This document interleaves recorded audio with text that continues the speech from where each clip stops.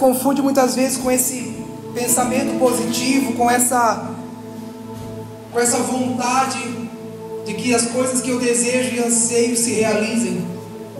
A nossa fé em Jesus é equivocada quando nós o buscamos por causa do poder que Ele tem para fazer cumprir as nossas próprias paixões. Mas nós não temos fé, às vezes, suficiente para crer em Jesus, mesmo que Ele tenha que dizer que os nossos planos não são os dele. Às vezes nos falta a fé de olhar para Jesus e perceber que nos falta essa confiança total nele, de dizer, de parar para ouvi-lo quando ele diz: olha, meu filho, o que você deseja não é o melhor que eu tenho, não é a minha vontade plena sobre a sua vida, sobre aquilo que eu estou por fazer. A fé eficaz, irmãos, é a fé na vontade de Deus. Nós temos fé no poder de Deus, mas na vontade de Deus não. E não existe essa diferença. Não existe fé no poder sem crer, sem ter fé na vontade. Não existe confiar no poder sem confiar na vontade. Não existe confiar no quão poderoso Ele é para fazer as coisas acontecerem sem ter fé que os caminhos dele são mais altos, os pensamentos dele são maiores, que a vontade dele é que é boa, perfeita e agradável. Nós precisamos mais de fé, irmãos, para renunciar a nós mesmos, do que uma fé para crer que Deus pode fazer. Nós achamos muitas vezes que quanto mais poder eu tenho para crer, mais eu vou potencializar o poder de Deus para realizar os milagres. Não é isso. Toda a força da nossa fé e confiança precisa ser depositada para nós renunciarmos àquilo que nós achamos que é correto, bom, verdadeiro, ou o melhor para nós, e confiar que o plano do Senhor é que é bom. O Senhor não nos resgatou, irmãos. O Senhor não nos resgatou a fim de ser para nós aquilo que vai potencializar o nosso eu, as nossas próprias paixões e vontades. Pelo contrário, o Senhor nos chamou a Ele para que Ele pudesse exercer governo sobre nós, para exercer governo e autoridade sobre nós. O Senhor não nos chamou, irmãos, para uma liberdade equivocada. Liberdade equivocada é achar que agora eu sou livre para pensar, achar e buscar e correr atrás daquilo que eu acho ou penso. Quem falou isso foi o Satanás. Satanás falou isso para Adão e Eva no jardim, dizendo: olha, você pode, você consegue, não, faça aquilo que está no seu coração. É isso que o diabo fala. Aquilo que você deseja, corre atrás. Aquilo que você anseia, não, corre atrás daquilo que você anseia. Olha, o que o seu coração te falar, segue o seu coração. Essa é a liberdade que Satanás deseja dar. A liberdade que o Senhor nos dá, irmãos, é a liberdade contra essas coisas. É nos livrarmos das prisões do nosso coração e das nossas próprias paixões, para corrermos para o Senhor em sua suficiência, em toda a sua bondade, em toda a sua soberania e graça. Essa fé nós precisamos. É a fé onde nós renunciamos o que achamos para confiar naquilo que o Senhor está fazendo. E uma das primeiras coisas que você precisa empregar a sua fé, uma das primeiras coisas que você precisa é parar de ter fé em si mesmo. Amém? Amém. Porque dentro desse plano de Deus, o nosso individualismo, irmãos, nunca fez parte do plano dele. O plano do Senhor é a respeito de uma coletividade. Quem trabalha, irmãos, para potencializar o indivíduo não é Deus, é Satanás. Porque no jardim, o homem era um com Deus. E Satanás disse: não, olha, na verdade, Satanás disse: olha, na verdade Deus está prendendo você. Na verdade, Deus Deus está limitando você. É isso que Satanás falou no jardim. Ele disse: olha, o diabo está impedindo você de ser a sua melhor versão. Então Satanás convenceu o homem a andar distante de Deus, andar no ímpeto do seu próprio coração. No plano, no propósito do Senhor, irmãos, nunca teve a ver com o que eu ou você podemos fazer, mas é como nós juntos, como um só, o que nós representamos para o Senhor, o que nós representamos para toda a terra, para as nações da terra, para as demais pessoas, é o que nós como um só representamos na vontade e no plano de Deus. É por isso que a palavra de Deus diz que as portas do inferno não podem contra a igreja.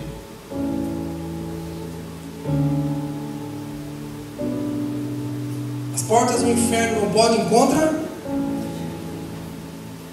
Não é contra eu, não é contra você, não é contra a sua vontade, não é contra o seu poder, não é contra os seus planos, é contra a igreja de Cristo.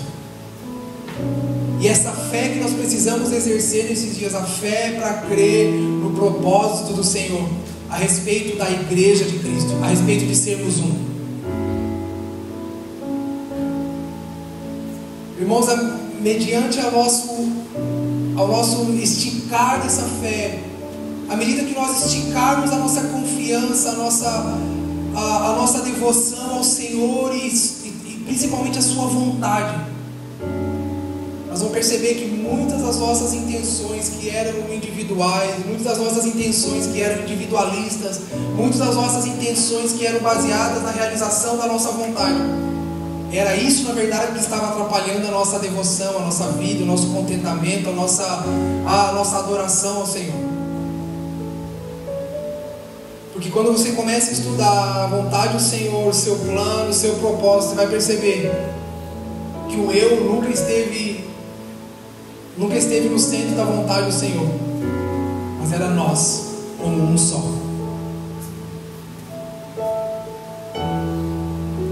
Por isso o nosso maior desafio nesses dias, irmãos, é ter fé para renunciar.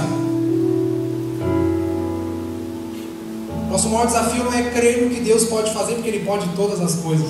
Ele é o Deus do impossível. Mas o mais impossível para nós, irmãos, é deixar o governo de nossas próprias vidas. O mais impossível para nós esses dias é deixar a liderança da nossa própria vida para entregar no governo e no controle do Senhor.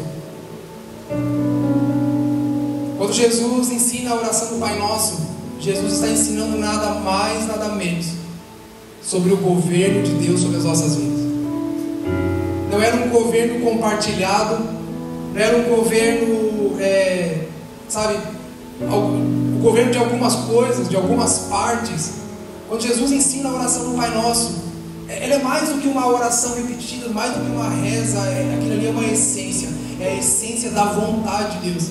A oração do Pai Nosso é uma aula de Jesus para nós.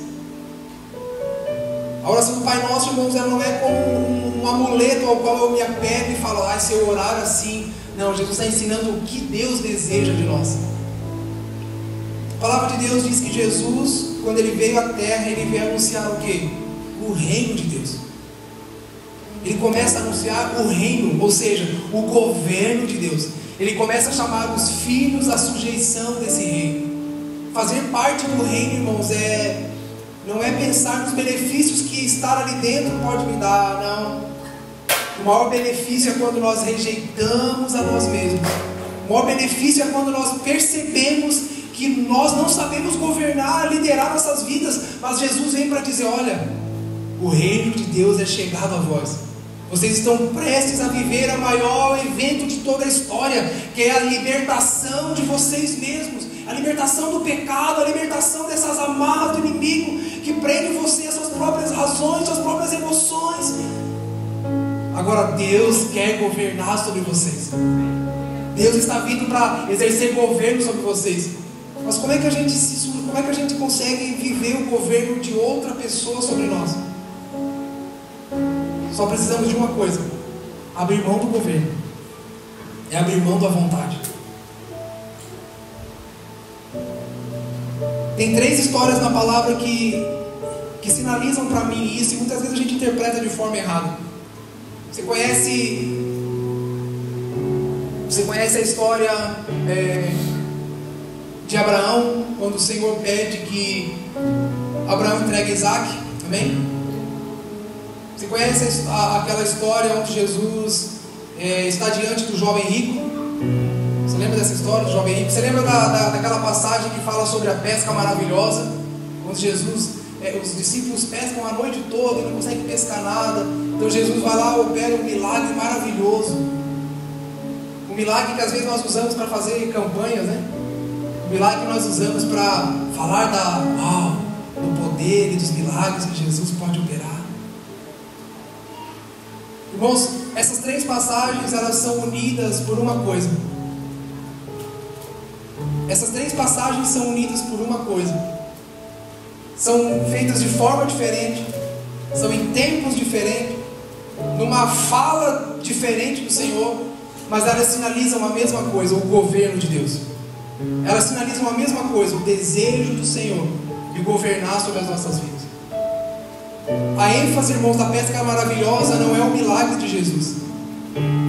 Na verdade, essa pesca maravilhosa é um nome que nós demos, né? Na verdade, esse é o nome que nós demos, né? Mas na verdade, irmãos, o Senhor, a ênfase desse texto não é o milagre, não é o poder que Jesus tem para multiplicar os peixes, ou para multiplicar o celeiro, ou para encher o nosso bolso e a nossa conta. Depois de Jesus encher os barcos, o que Jesus diz? O que Jesus diz para os discípulos? O que Jesus fala, irmãos, para os discípulos depois de encher o barco?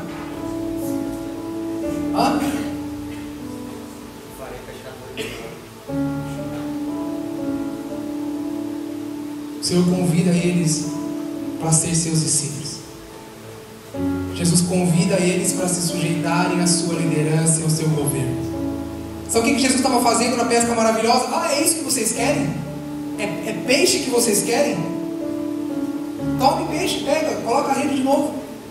Pode pescar. Uau, que maravilhoso.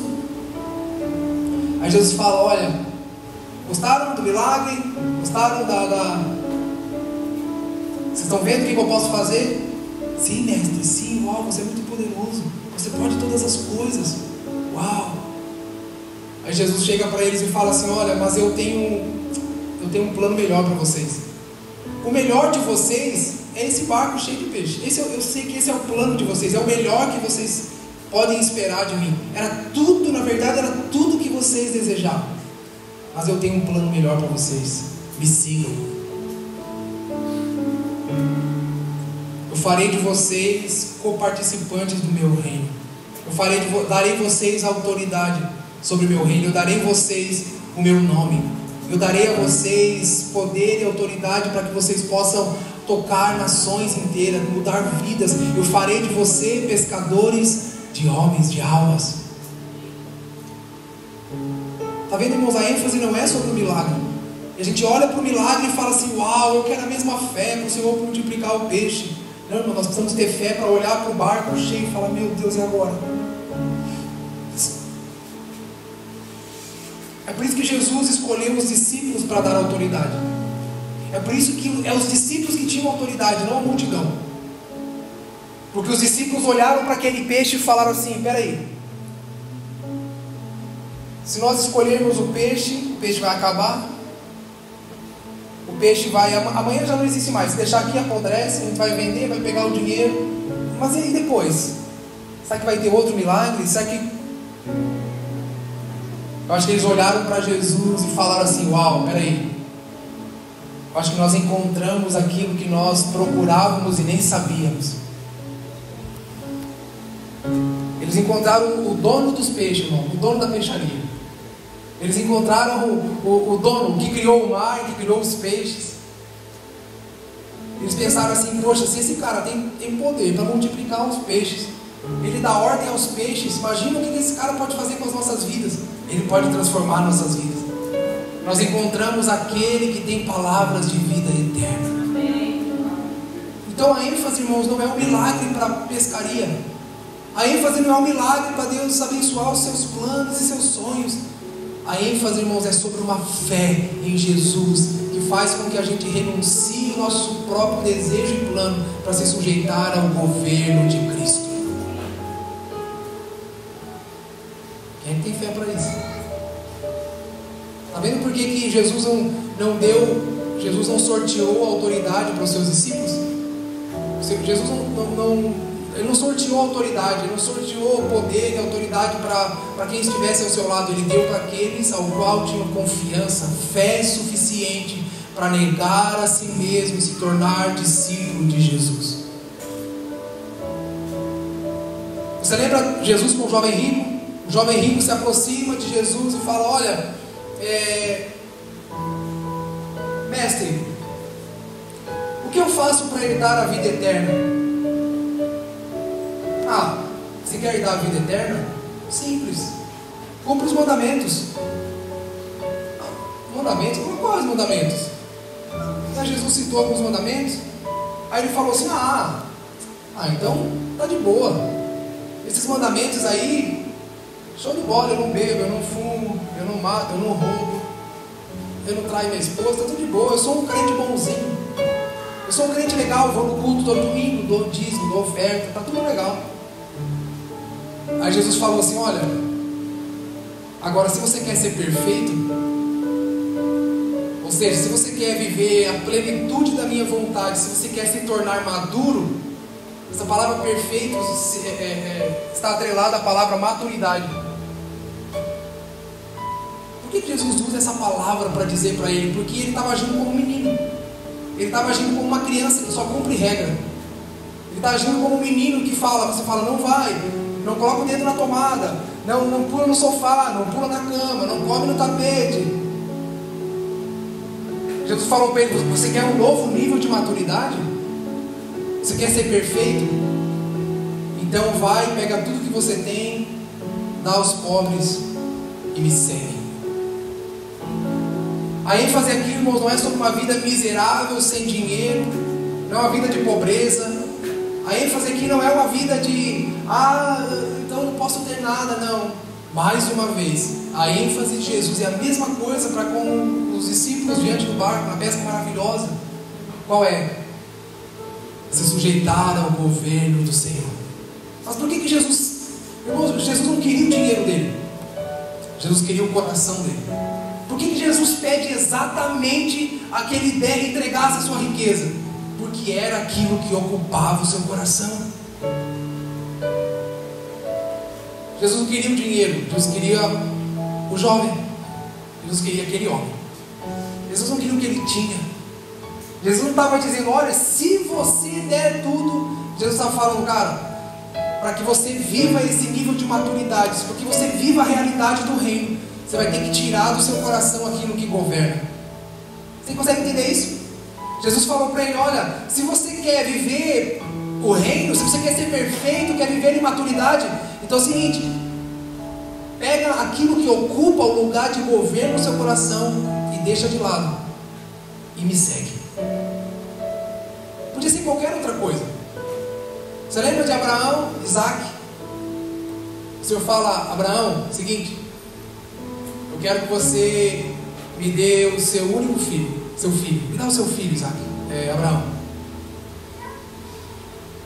Irmãos, Jesus queria sacrifício humano? Jesus queria sacrifício humano? Jesus queria Isaac para ele? Não. Quem Jesus queria? Quem Jesus queria? Abraão. O Senhor estava falando a Abraão o seguinte: eu tenho um plano para você, para a sua casa. Eu tenho um plano sobre a sua vida. Eu tenho um plano que por meio de você, a partir de você, uma nação irá nascer, uma nação irá se estabelecer. Eu tenho um plano. Abraão, você não tem noção. Pode contar as estrelas do céu, a areia do mar, você não tem noção de onde eu quero levar, o que eu quero fazer, através do seu sim, da sua sujeição. Mas Abraão, é necessário que você deixe que eu governe sua vida, suas emoções, seus sentimentos. Eu preciso me assentar no lugar de governo sobre a sua vida. Deus não queria Isaac, irmãos. Deus estava provando a fé. Por que Abraão é o pai da fé? Está vendo como a fé não é uma fé para conquistar? Percebe isso agora? Está vendo que a fé que a gente precisa não é uma fé para conquistar? É uma fé suficiente para entregar todas as coisas no controle de Deus, mesmo que eu tenha que deixar aquilo que eu mais amo, que eu mais sou apegado, aquilo ao qual ainda me domina, me governa. não é sobre as coisas, irmãos, que eu posso fazer para o Senhor, é sobre quem governa as nossas vidas. Não é sobre as coisas que eu vou, eu estou fazendo tudo direitinho, estou fazendo isso, estou fazendo aquilo, eu estou cumprindo todas as regras. É sobre quem governa, é sobre quem lidera, é sobre quem ocupa o lugar de destaque e governo sobre as nossas vidas. Por isso Jesus ensinou. Vocês querem aprender a orar? Eu fico imaginando os discípulos olhando Jesus de longe, né? Jesus vinha, operava os milagres, fazia tudo aquilo, falava aquelas palavras poderosas. Uau, coisa linda. E Jesus se retirava e ia orar. E até ficavam pensando assim, cara, o que ele está falando, né? O que ele está falando com Deus? Vamos pedir para que ele ensine a gente a orar, porque assim, os fariseus têm suas orações, né? Todo mundo tem. Vamos pedir para Jesus ensinar a gente a orar. Vai que Jesus ensina uma oração, uma chave, né? Que a gente possa orar e o milagre acontece. Irmão, Jesus ensinou uma oração. Jesus ensinou um princípio. Jesus não ensinou uma oração, Jesus ensinou um princípio. Sabe o que Jesus estava dizendo? Olha, é como se Jesus, né, conhecendo a intenção deles, falava assim: eu sei que vocês querem, eu sei que vocês estão empolgados com os milagres, eu sei que vocês estão empolgados com as coisas que eu falo, que eu faço. Ali era entre aspas, uma pegadinha de Jesus, dizendo assim: tudo que eu vivo, tudo que eu sou, tudo que eu faço, tudo que eu falo, não vem de mim mesmo, é porque eu estou sujeito ao governo do meu Pai. Então quando Jesus ensinou uma oração, irmãos, de perder. Jesus não ensinou uma oração de ganhar. Jesus ensinou uma oração da multiplicação. Não, Jesus ensinou uma oração de derrota para o nosso próprio eu, para a nossa própria vontade. Jesus ensinou uma oração para empoderar os cristãos. Vamos orar, não. Jesus falou assim: quando vocês forem orar, entreguem suas vidas para o Senhor. Orem todos os dias, o dia todo, pedindo para que Deus venha e governe sobre vocês. Orem pedindo ao Pai a graça do Espírito, para vocês renunciar ao governo de suas vidas, deixar que o Senhor governe sobre vocês, governe sobre a igreja, governe sobre sua casa, governe sobre seu coração. Todo mundo quer uma oração para conquistar, todo mundo deseja, né, a bênção apostólica no fim do culto, né, para ver se a semana vai ser boa. Irmãos, Jesus não quer uma semana boa, Jesus quer governar nossas vidas. Jesus não quer nos dar um bom dia, Jesus quer nos dar uma vida de verdade. Aí onde estão as coisas que Deus vai me dar? Não é sobre o que Ele dá, é sobre quem Ele é sobre o governo. Irmãos, quando Deus se assenta no controle, na cadeira de governo de nossas vidas, não são as coisas que melhoram, é a nossa vida que toma sentido. Quando o Senhor lidera sobre as nossas vidas, não são as coisas as circunstâncias que se tornam melhor, não é o meu barco que enche de peixe, não, é a minha vida que faz sentido. Ela entra em sentido, ela entra em ordem, ela se reorganiza.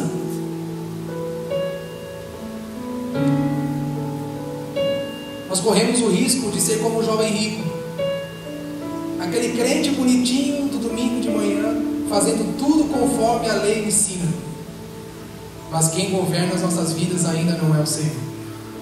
Nós corremos o risco de ser como aquela geração que se apresentará ao Senhor dizendo: Senhor, Senhor, se prepara, se prepara que atrás de nós aqui está todos os nossos feitos.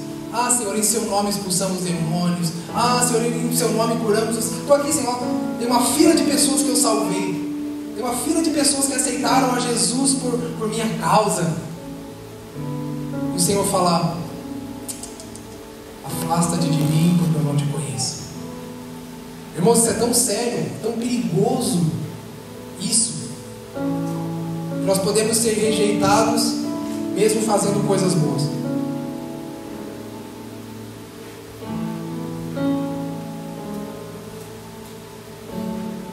Porque o Senhor não quer as coisas que nós vamos fazer sem que primeiro Ele tenha o nosso coração.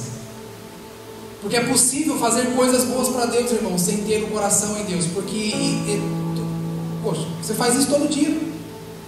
Você acorda de manhã, vai trabalhar, um patrão que pega no seu pé, num horário que, poxa, a vida te arrebenta, um salário que não compensa o que você faz, para ouvir um monte de coisa, para que no final você faça o quê?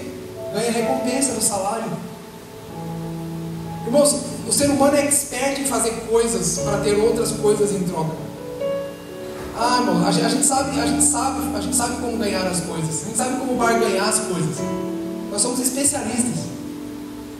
Não foi isso que Adão e Eva fizeram no jardim? Comeram do fruto proibido, desobedeceram a ordem do Senhor para quê? Para ganhar algo em troca, irmãos. Não foi por nada. O que Satanás falou? Se vocês comerem, sempre tem um se, né? Se você fizer, se você comer, coisas boas vão acontecer na sua vida. Irmão, nós somos expertos em barganha, em conveniência. Então quem diz que fazer as coisas certas e boas para Deus é sinônimo de que nós estamos no centro da sua vontade? O Senhor quer o nosso coração. O Senhor quer governar sobre nós.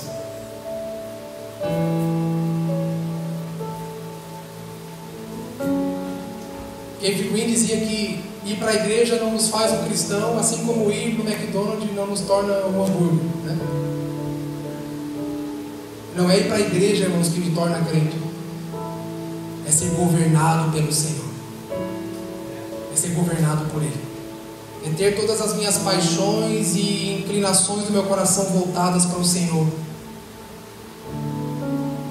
Lembra que eu falei no começo? Nós precisamos de um batismo de fé.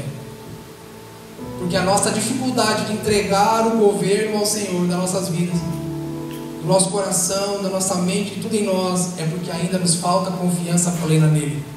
Você não vai entregar a chave da sua casa para quem você não tenha pelo menos um pingo de confiança. É ou não é? Você não entrega coisas valiosas, você não entrega a senha, a chave para pessoas que você não tenha um mínimo de confiança. A palavra diz que o jovem rico ficou triste, ficou aborrecido e foi embora viver sua vida.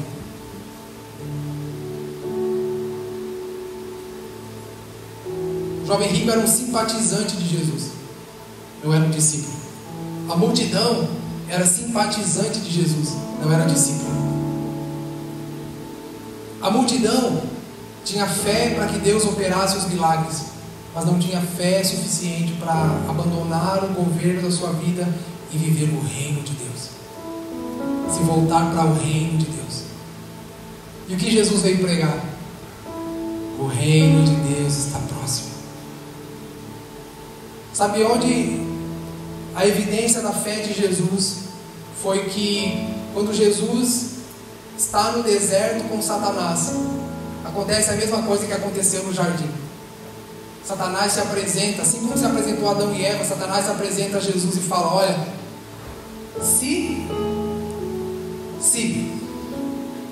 você rejeitar toda a vontade de Deus, o governo de Deus, o plano de Deus, eu tenho boas coisas para te dar. Eu posso te dar muitas coisas.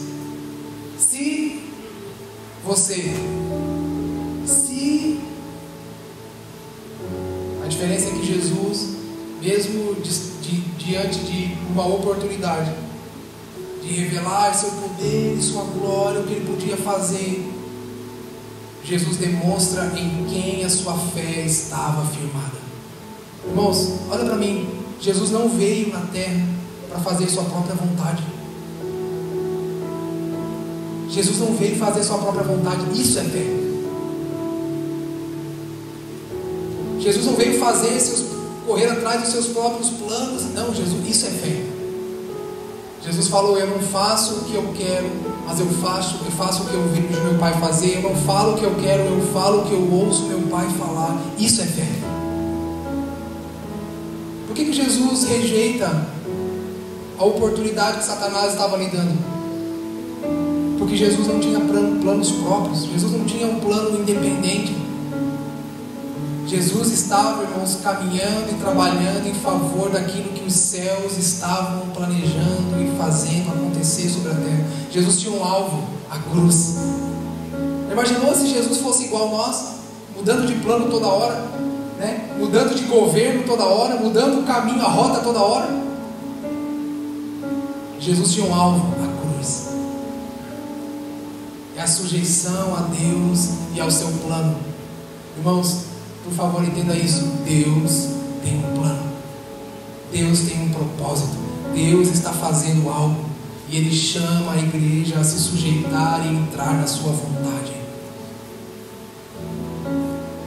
A maior recompensa, irmãos, da sujeição à vontade de Deus é o privilégio de ser participante da maior obra de todos os tempos, do maior governante de todos os tempos, daquele ao qual tudo lhe pertence. Essa é a maior recompensa. Mas isso parece que perdeu o brilho para nós, perdeu a intensidade para nós, perdeu, a gente quer uma coisa a mais. Veja como o diabo trabalha. Paulo diz aos Coríntios que o espírito desse mundo cegou o entendimento dos incrédulos. Cegou o entendimento para quê? Para que a gente não veja o que? Deus em sua plenitude fazendo sua vontade. O diabo trabalha, irmãos, para tirar dos nossos olhos, do nosso entendimento, o plano de Deus, a vontade de Deus, cegando o nosso entendimento para a beleza de Cristo e fazendo-nos atentar e nos apegar às demais coisas, as coisas que estão à nossa volta. Então por isso que a gente vai para a igreja sempre querendo uma coisa a mais.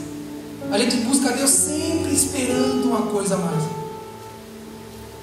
A maior graça, irmãos, dada a nós para esse tempo, para a nossa era, para a nossa geração, para a igreja, irmãos, é o privilégio de ser ferramenta da ação de Deus sobre a terra.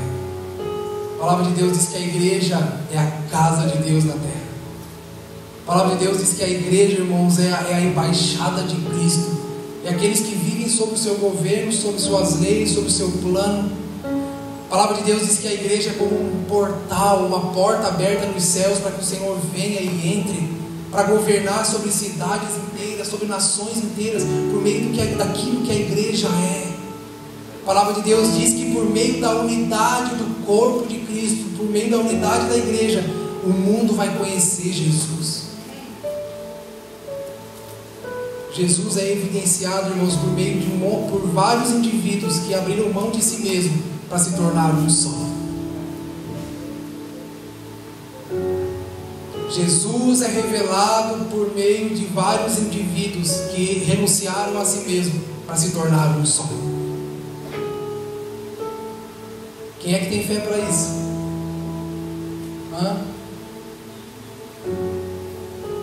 Irmãos, o principal alvo da nossa fé, é crer no impossível, no invisível. A fé se baseia naquilo que a gente não vê. Como acreditar de que se eu abrir mão, você abrir mão, se todos nós renunciarmos a nós mesmos para ser como uma coisa só, Jesus vai ser revelado. Nós precisamos ter fé para perder o controle. Nós precisamos ter fé para perder o controle. Essa é a fé que o Senhor nos chama a viver. Quem é que tem fé para acreditar, irmãos, que por meio da coletividade Jesus vai ser conhecido? Foi o que Ele disse. Não importa se a gente acredita ou não, Ele disse que é por meio disso que Ele se revela. Irmãos, deixa eu falar uma coisa para você. Se você teve uma revelação de Cristo, você foi encontrado pelo Senhor no caminho, foi por causa desse milagre, a revelação de Cristo por meio da unidade. Um dia, uma comunhão bíblica, uma unidade bíblica encontrou você no caminho e fez com que seus olhos se voltassem para Jesus.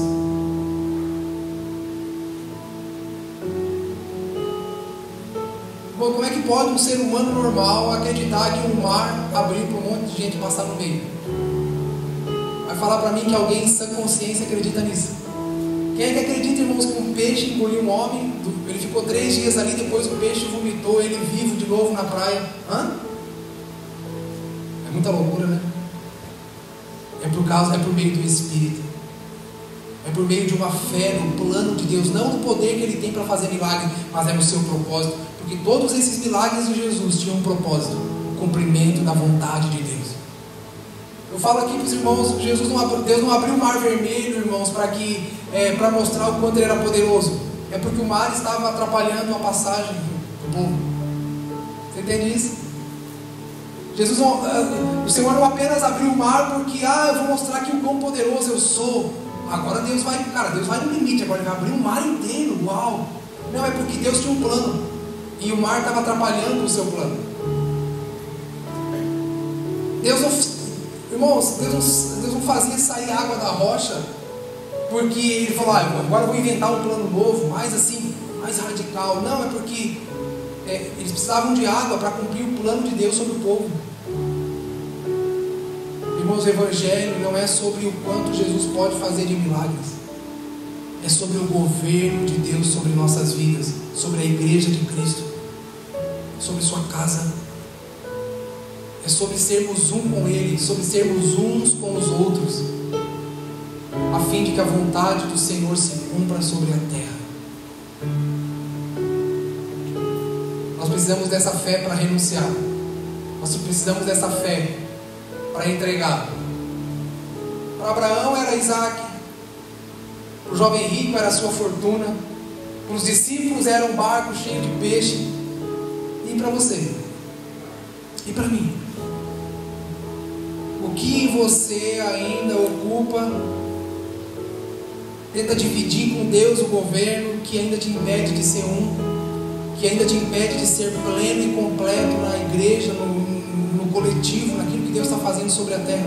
O que ainda faz com que você esteja ali, com o controle, o volante na mão e não larga por nada? Irmãos, a fé nos milagres é inútil, porque a mesma multidão que recebeu os milagres de Jesus foi a mesma multidão que gritou: crucificam, crucificam. Está vendo como essa fé não é suficiente, irmãos? Essa fé não nos leva a lugar algum. O Senhor está vindo sobre a terra, vindo sobre a igreja, para cumprir sua obra final. O Senhor está vindo sobre a igreja em nossos dias para cumprir e completar sua obra final. Ele precisa da igreja.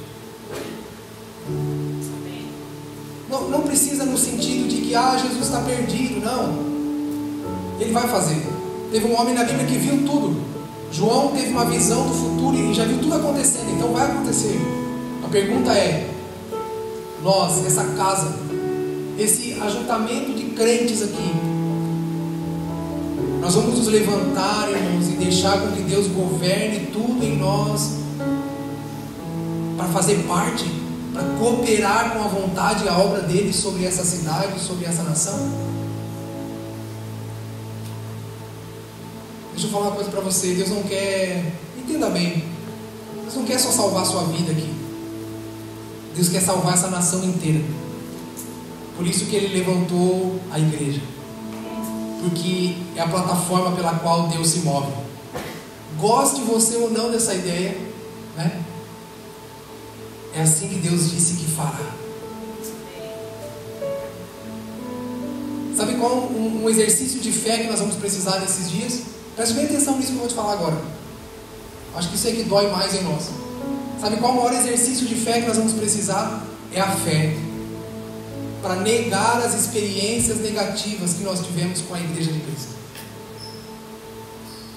Sabe qual é a fé mais difícil de nós exercermos esses dias? É a fé para renunciar às experiências negativas que nos fizeram desconfiar, não ter mais confiança, não ter mais entrega, sujeição. Porque, irmãos, Deus não vai mudar o plano dele, já está estabelecido. O maior exercício de fé em nossos dias é a fé para renunciar à insegurança, ao medo, à desconfiança. É a fé para esquecer, irmãos, as coisas. Mas fizeram coisas ruins para mim. Mas fulano, mas a igreja tal. É a fé para voltar os olhos para Jesus, passando por cima de todas essas coisas. Essa é a fé mais difícil dos nossos dias. É por isso que hoje nós temos uma igreja cheia de pessoas separadas, individualizadas. É por isso que nós temos uma igreja de pessoas que ficam em casa assistindo o culto pela internet. E se pudesse ser assim seria bom, hein? Estaria lá em casa agora no sofá, o ar-condicionado ligado, imagina? Ar-condicionado, sofazinho, controle na mão. gente escolhe a pregação que quer, o pastor que quer ouvir, né?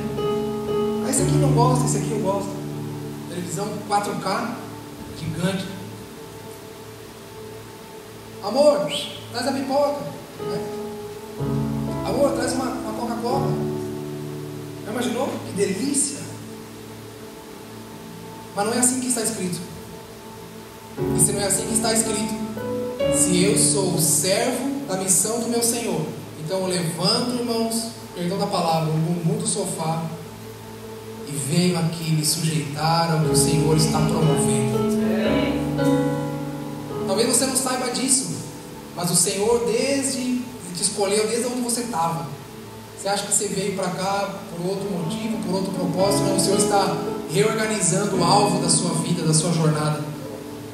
É por isso que muitos imigrantes se frustram quando chegam aqui. Irmãos, a frustração, olha para mim, a frustração é uma bênção. Sabia? A frustração é a melhor coisa que existe, irmãos, porque ela desencortina toda a ilusão dos nossos olhos. E se nós voltarmos os olhos para Jesus, a gente vai falar: ah, o Senhor fez uma pegadinha comigo, o Senhor estava certo. Você vai descobrir que você não veio para ganhar a sua vida, você veio perder a sua vida por amor à vontade e à obra do Senhor, ao plano dele. E você vai perceber que melhor do que você ter um bom salário e uma boa profissão aqui, é você ter Deus no governo da sua vida. Porque Ele vai dar poder e autoridade à igreja para libertar os cativos, dar vista aos cegos, curar os enfermos. Está vendo como a igreja precisa se converter antes do mundo se converter? Irmãos, nós precisamos de um batismo de arrependimento, de fé em Jesus, na sua vontade, no seu plano. Seria hipócrita demais da minha parte vir aqui dizer para você: irmão, vai para casa, Deus vai te abençoar, tem uma semana maravilhosa.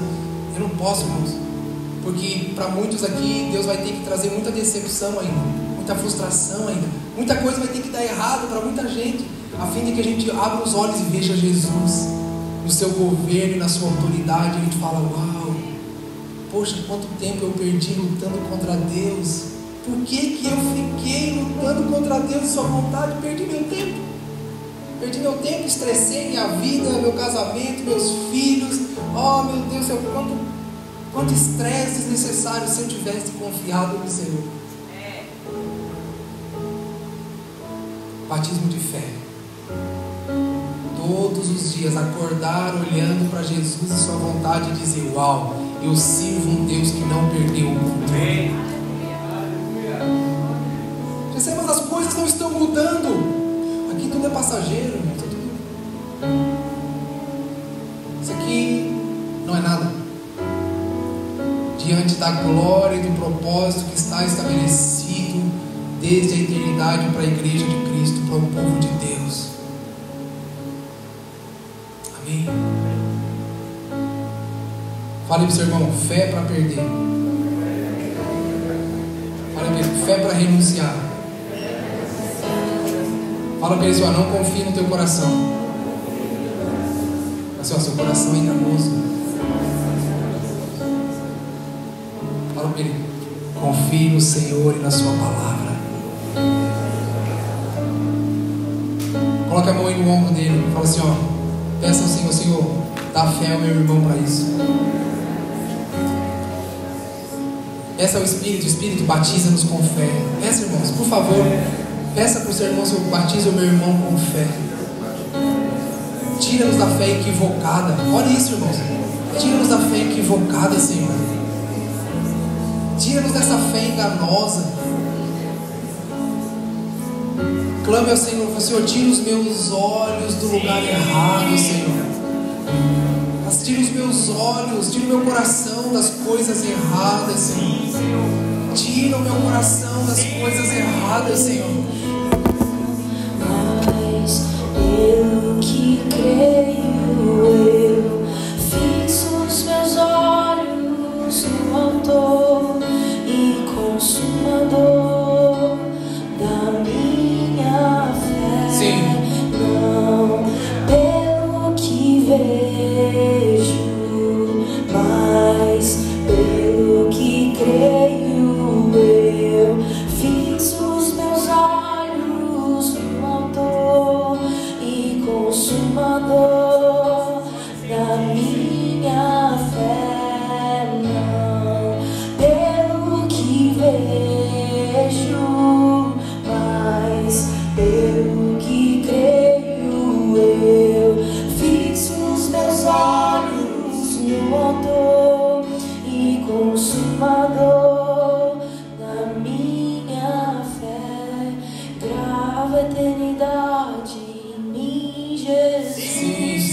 pois tudo é passageiro aqui. Traz de volta a alegria da salvação, Senhor. A minha recompensa é você. Vence as nossas paixões, Jesus. A eternidade em mim, Jesus. Vence as nossas paixões, Jesus. Tudo é passageiro aqui. Vence a inclinação do nosso coração para as coisas equivocadas, Jesus. A minha recompensa Pai nosso que estás nos céus, venha a nós o teu reino. Pai nosso que estás nos céus, governa sobre nós. Faz a sua vontade, não a nossa. Da mesma forma que é nos céus. Governa aqui entre nós na terra, Senhor. Governa a igreja. Não pelo que vejo, mas pelo que creio eu. Fixo os meus olhos no Autor e Consumador da minha fé. Não pelo que vejo, mas pelo que creio eu. Fixo os meus olhos no Autor e Consumador da minha fé. Certo dia Jesus entrou numa casa e as multidões começaram a se juntar outra vez. Logo, ele e seus discípulos não tinham tempo nem para comer. Quando os familiares de Jesus souberam o que estava acontecendo, tentaram impedi-lo de continuar. Ele está fora de si, eles diziam. Então os mestres da lei, que tinham vindo de Jerusalém, disseram: está possuído por Beelzebu, príncipe dos demônios. É dele que recebe poder para expulsar demônios. Jesus os chamou e respondeu com uma comparação: como é possível Satanás expulsar Satanás? Perguntou: um reino dividido internamente será destruído. Da mesma forma, uma família dividida contra si mesma se desintegrará. E se Satanás está dividido e luta contra si mesmo, não pode se manter de pé, está acabado. Quem tem poder para entrar na casa de um homem forte e saquear seus bens? Somente alguém ainda mais forte, alguém capaz de amarrá-lo e saquear sua casa.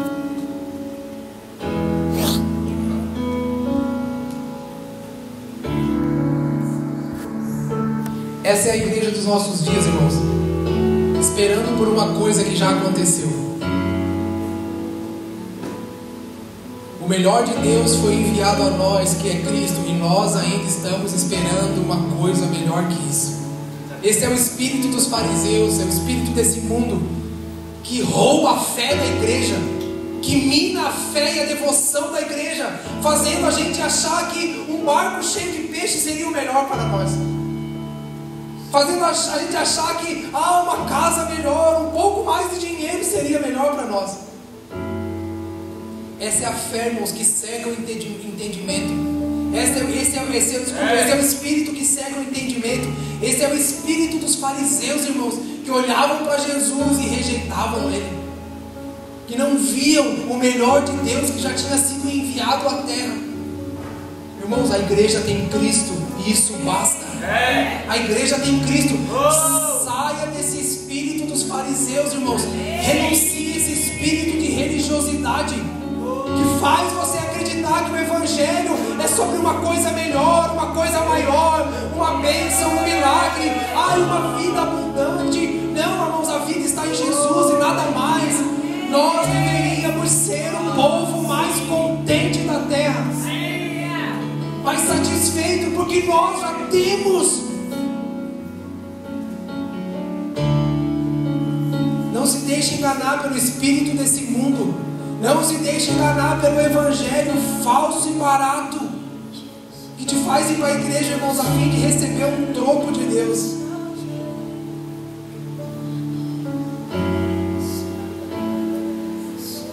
O tudo de Deus, irmãos, tudo que nós precisamos já está em Cristo.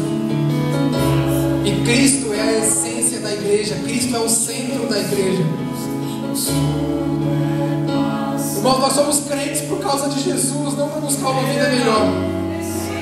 Nós somos cristãos porque Jesus é o centro de tudo, não porque nós queremos uma vida um pouco melhor. Jesus deveria ser tudo, o suficiente para as nossas vidas.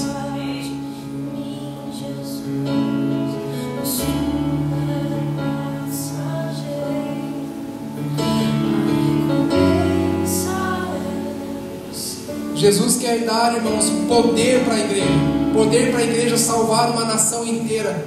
Jesus quer dar poder para a igreja libertar uma nação da idolatria, do cativeiro, do pecado. E nós só queremos um milagre, nós só queremos a pesca maravilhosa. Quão enganado nós estamos.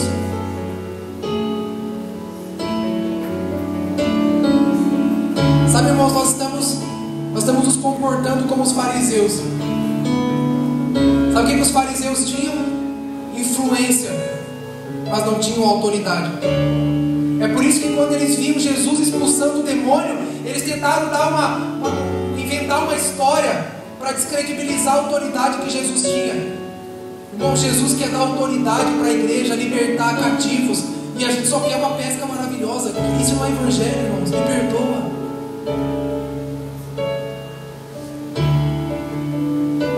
Jesus quer dar autoridade para a igreja. Agora a pergunta que eu lhes faço: por que os fariseus não tinham autoridade e Jesus tinha? Por causa da renúncia de Jesus. A renúncia de Jesus, irmãos, em favor do governo do Pai sobre a vida dele, o autorizou. É por isso que os demônios, quando olhavam para Jesus, eles corriam. Irmãos, o que os demônios fazem quando olham para a igreja? O que os principados e potestades fazem quando olham para a igreja? Eles veem a igreja buscando os milagres de Jesus. É por isso que eles permanecem governando sobre cidades e nações inteiras. Desperta, igreja, desperta para o seu real propósito. Acorda para a sua verdadeira missão.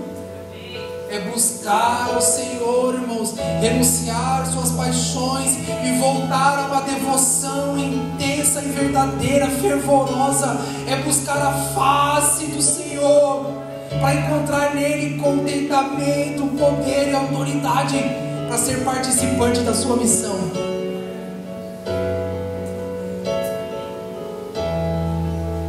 Por isso eu quero te convidar a você não frequentar uma igreja, mas se comprometer com ela. Por isso eu quero te convidar a não frequentar o culto, mas se comprometer com a missão de Deus. Irmãos, quem é o corpo de Cristo? Por favor, alguém me responda. Quem é o corpo de Cristo? Quem é o corpo de Cristo? Não tem como você amar Jesus, irmão, se você não ama a igreja. Não tem como você amar Jesus se você não ama a coletividade. Não tem como amar Jesus se você não ama o que Ele está fazendo. O que Jesus está edificando sobre a terra? Alguém me diga bem alto, por favor. O que Jesus está edificando na terra? A igreja. Não tem como você dizer que ama Jesus se você não ama o que Ele está fazendo. Não tem como amar Jesus se não ama a obra dEle. Não tem como amar Jesus se você não ama, se você não está olhando para Ele. Jesus está todos os dias, irmãos, trabalhando na edificação da igreja. Como amar Jesus se eu não amo a obra que Ele está fazendo? Há um chamado para nós esses dias, irmãos. Um chamado para renunciar. Um chamado a morrer para nós mesmos, a fim de que Cristo comece a crescer dia após dia, semana após semana. Irmãos, que Cristo comece a crescer em nós. Quando Cristo começar a crescer na sua vida, você vai perceber que não era de uma conta mais cheia que você precisava. Quando Cristo começar a crescer dentro de você, irmãos, você vai ficar feliz que você tem a comida necessária, você tem a roupa necessária. Quando Cristo começar a crescer, você vai perceber que o carro que você tem está bom. Quando Cristo começar a crescer, você vai perceber que a casa que você tem está é suficiente. É mais do que eu mereço. Quando Cristo começar a crescer dentro de você vai perceber que, irmãos, a comida que você come é demais. A gente está gordinho, mas está sobrando. Nem precisava de tanta comida.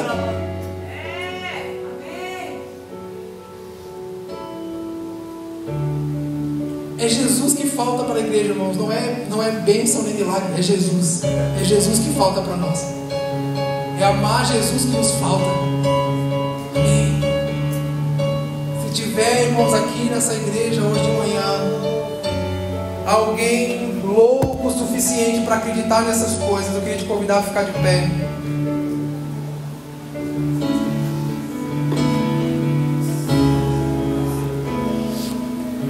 E nós nos juntarmos em volta de Cristo nessa manhã para pedir perdão, para dizer: Senhor, eu me arrependo. Não seja como os fariseus, irmãos. Olha para mim, por favor. Olha para mim, por favor. Não seja como os fariseus. Não seja como os fariseus, irmãos, que ficam acusando a devoção de Jesus, menosprezando a adoração de Jesus. Não seja como os familiares de Jesus, que falam: não, ele está fora de si, é demais, para que tanto? Não deixe esse espírito tomar seu coração nessa manhã, nesses dias. Muda de time, irmãos, vai para o lado de Jesus. Sim. Muda de time, vai seguir Jesus, por favor. Senão nós vamos ficar do lado de fora da casa dizendo: que exagero. Mas para que tanto? Para que orar tanto? Para que jejuar? Para que ler tanto? Para que tudo isso? Para que buscar? Para que tanta coisa? Cadê Maria? Onde está a Maria nessa manhã? Cadê Maria para sair da cozinha e ir para a face de Jesus? Onde está Maria para abandonar a cozinha e ir para a face de Jesus, para os pés de Jesus, comendo de suas palavras, se alimentando de sua vontade, sendo guiada por seus olhos, sendo guiada por seus olhos. Jesus, vem sobre a igreja nessa manhã, Senhor.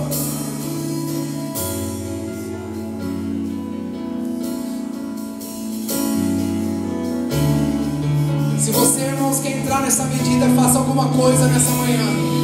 Grava eternidade em mim, Jesus. Faça alguma coisa, fale com Deus, levante suas mãos, seu joelho, crente público, sinalize aos céus, rasgue o seu coração, rasgue o seu coração para Ele, rasgue o seu coração para Ele. Batiza-nos com arrependimento, Jesus. Grava eternidade em mim, Jesus, pois tudo é passageiro aqui, a recompensa é você, a minha recompensa. Grava em nós, Senhor, grava eternidade em mim, Jesus, pois tudo é passageiro aqui, a recompensa é você. Sinalize aos céus, A recompensa sinalize aos céus o seu compromisso com Ele. grava eternidade em mim, Jesus, pois tudo é passageiro aqui, a recompensa é você. A recompensa é você, Jesus. Grava eternidade em mim, Jesus, pois tudo é passageiro aqui, a recompensa é você. Sim, A Jesus. recompensa Senhor. não pelo que vejo, mas pelo que creio. Eu fixo os meus olhos no autor e consumador da minha fé. Não pelo que vejo, mas pelo que creio. Eu fixo os meus olhos, nós fixamos nossos olhos em ti. Olhe para o Senhor nessa manhã. Olhe para o Senhor nessa manhã. Pelo que vejo, mas pelo que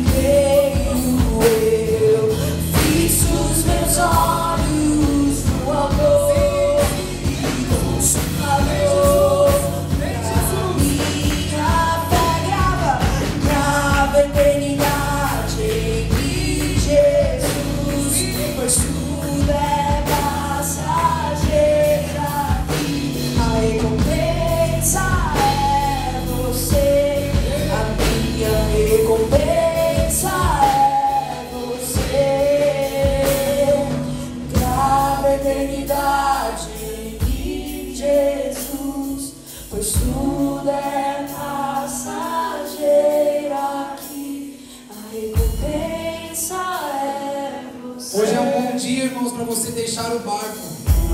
Hoje é um bom dia para você sair da fila do pão e se tornar um discípulo de Jesus. Hoje é um bom dia para você deixar a fila do pão, da multidão e seguir Jesus. Hoje é um bom dia para você voltar de um lugar onde não deveria ter saído. Hoje é um bom dia para nós retornarmos a nossa fé e confiança pura e simples do Senhor e no seu plano. Hoje é um bom dia para nós tirarmos os nossos olhos das necessidades e colocarmos os nossos olhos no trono.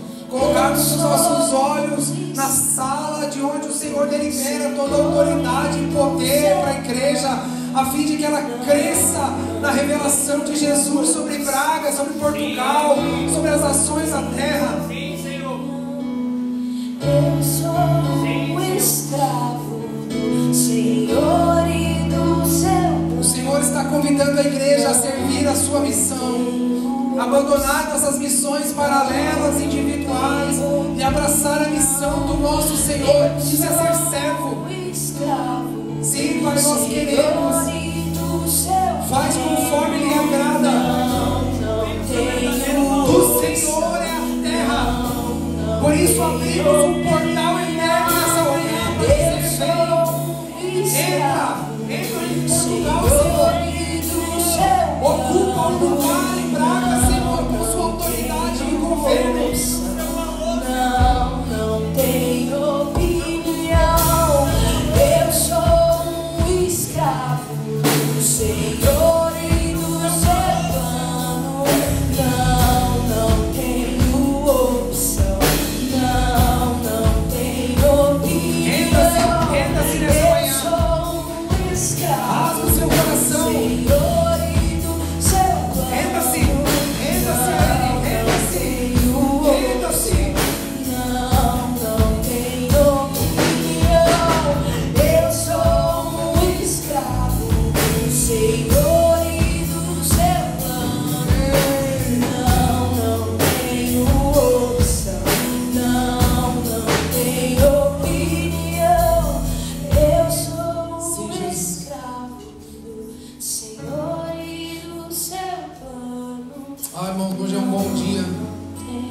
Hoje é um bom dia para nós sinalizarmos ao Senhor um compromisso, sinalizarmos ao Senhor o arrependimento dos nossos próprios caminhos.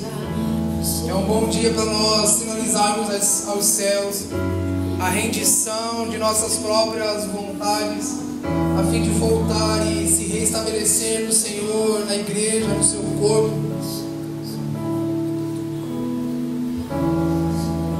Eu não costumo fazer isso, mas eu sinto nessa manhã de pedir para que, é como se alguém estivesse clamando por isso, e talvez você esteja dizendo: cara, como é que eu faço? Como eu faço para voltar a isso? Se você é uma dessas pessoas, queria que você levantasse sua mão, nós queremos orar com você.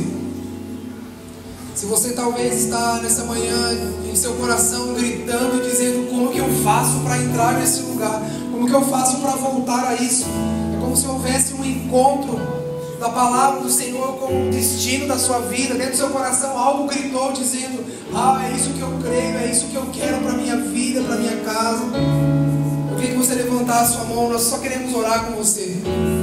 Nós queremos só, por meio da oração, impor as mãos sobre você e encorajar, profetizar sobre sua vida, clamar para que o Espírito venha e cele nessa manhã. Por favor, sinalize, levante suas mãos. Nós queremos orar com você.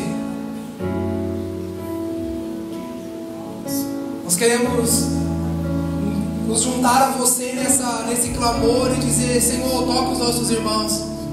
Isso, por favor, alguém ore com esses irmãos, ore, veja. Ajude, clame ao Espírito em favor desse seu irmão aí.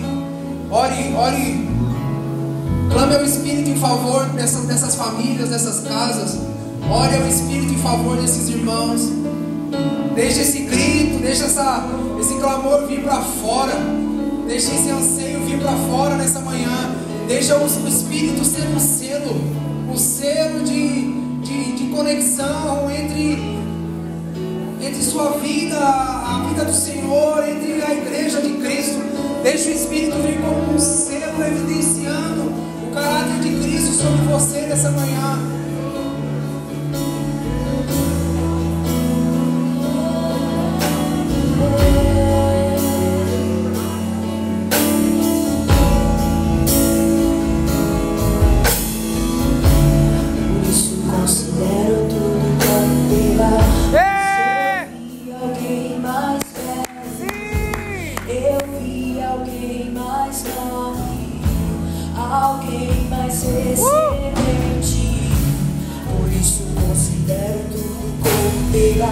Pois eu vi alguém mais belo, eu vi alguém mais nobre, alguém mais excelente.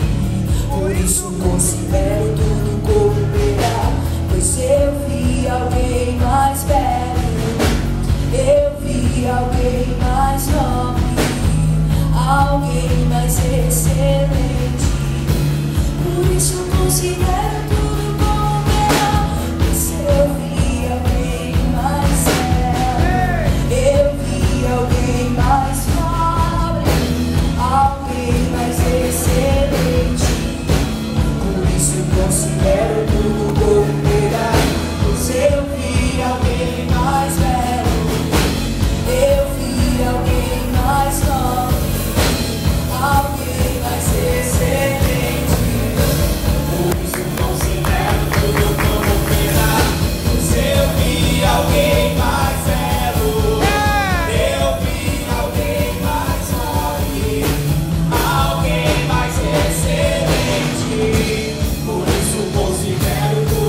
cooperar. Pois eu vi alguém mais velho, eu vi alguém mais nobre, alguém mais excelente.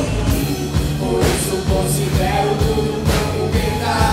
Pois eu vi alguém mais velho, eu vi alguém mais nobre, alguém mais excelente.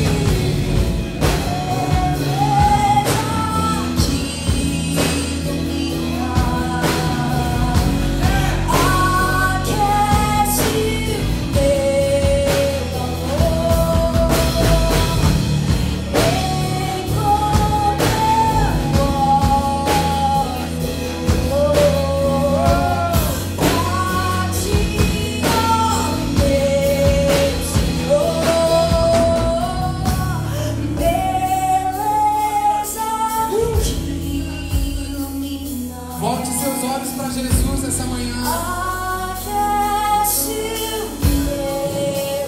Eu oro por um toque do Espírito nessa manhã sobre nós.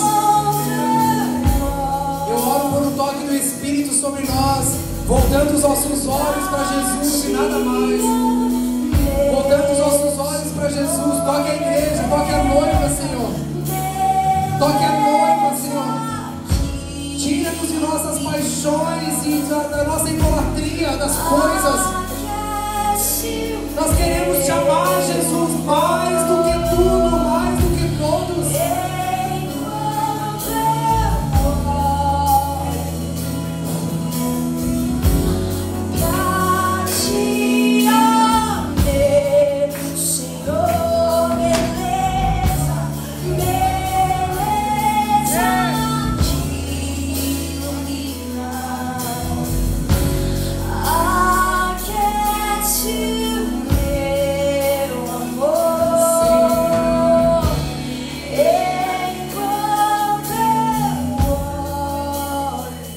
Sabe, irmãos,